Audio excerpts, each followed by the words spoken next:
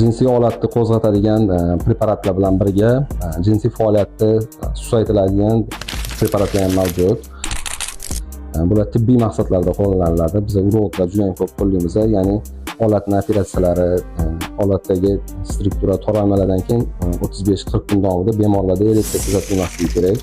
O'sha maqsadda qo'llaymiz va bu preparatlar armiyada uzoq muddat xizmat qiladiganlarga ham qo'shib beriladi. Buni eshitgansizlar.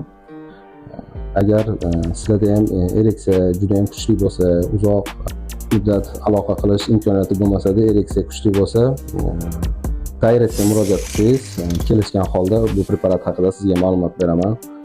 Bu dori topish qiyin emas, oson va arzon turadi. Lekin bitta ma'lumot aytishim kerak, bu dorini 3 oydan ko'p iste'mol qilish mumkin emas. Qaytmas jarayonlarga olib kelib qolishi mumkin.